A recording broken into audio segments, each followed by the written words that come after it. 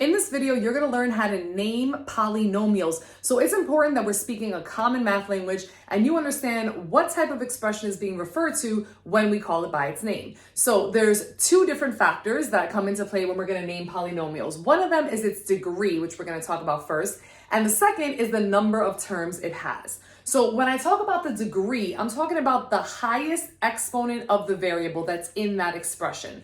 So if the degree is 0, then we're calling it a constant, all right? If the degree is 1, we're calling that expression linear. If it's 2, it's called a quadratic. 3 is called a cubic. 4 is called a quartic, but sometimes we don't even go that far. There are some following names after this, but usually after 3, we just say that it's a polynomial of the 4th degree, a polynomial of the 5th degree, and so on. All right, so let's look at some examples and see if we could figure out where they fit on this list. So 4x to the 3rd power plus 7x to the 2nd power, remembering that the degree is the highest exponent that I see, all right? So in this expression, the highest exponent I see is a 3, therefore this expression is called a cubic.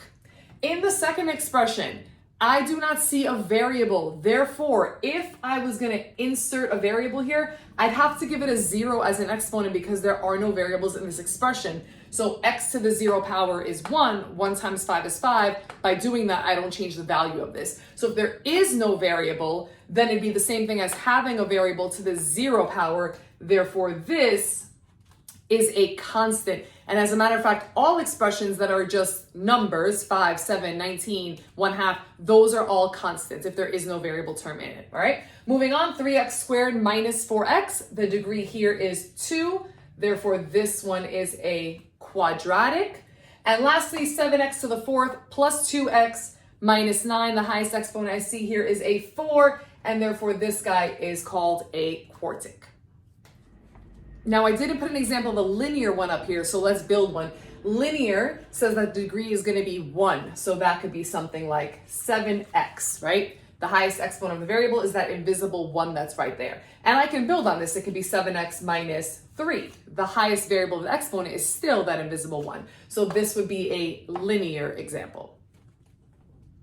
Now, the second thing we look at when we're going to name our polynomials is the number of terms that it has. So 0 doesn't exist here because if there aren't any terms, then there isn't a polynomial to name. So we're going to start with 1. So if a polynomial has 1 term, then that's called a monomial. That prefix mono always meaning 1, right? If it has 2 terms, then it's called a binomial. Again, that prefix bi should be your hint. That means 2. And if it has 3 terms, it is called a trinomial. And then similar to the degrees, once it has more than that, we can just kind of call it a polynomial with 4 terms, a polynomial with 5 terms, and so on. All right, so let's work through these examples. Maybe pause the video and see if you can do it before I give you guys the answers. Our first expression, 4x squared plus 3x minus 9. Remember, the degree does not matter for this part. We're just naming it now based on terms, all right? So this has 1, 2, 3 terms. Terms are separated by addition or subtraction. So 1, 2, and 3 terms. That makes it a trinomial. My second expression has 2x to the 6th and 5x. So it has 2 terms. Therefore, this guy is called a binomial. 7 all on its own, easy enough, is going to be called a monomial. And 3x, now remember, terms are separated by addition or subtraction. So this is 1 term. So this is also a monomial along with the 7, okay? The difference here is that this is a monomial of the 0 degree and this is a monomial in the 1st degree, right? So this is a constant and this is linear. So now let's put it all together. So now we're going to name these 3 polynomials using both the number of terms as well as the degree of it. So the degree is always going to come first in its name. So let's observe the 2 terms, 4x squared and 3x. We're looking for the degree. So the highest exponent I see is 2. So that means that this is going to be a quadratic. So that's the first part of the name. It's a quadratic. And now I ask myself, how many terms does it have for the second part of its name? It's 2 terms. So that makes it a binomial. So we're taking one name from each of the 2 charts that I had up. So it's a quadratic because it's in the 2nd degree. That's the highest exponent.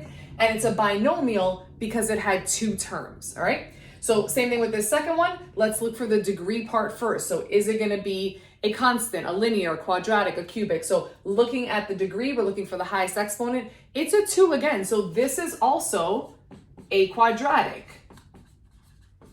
Now, our first one was a binomial, but this one has 1, 2, 3 terms. So this is going to be a quadratic trinomial. So even though they're both quadratics, one of them was a binomial and the other one was a trinomial. And then our last one, again, going with the degrees first. So we see that the highest and only exponent here is a 3, which would make this a cubic. And now we're thinking about number of terms. There's only one term here. There's no addition or subtraction to separate it and make other terms. So because there's only one term here, it is a monomial. So its full name here would be a cubic monomial.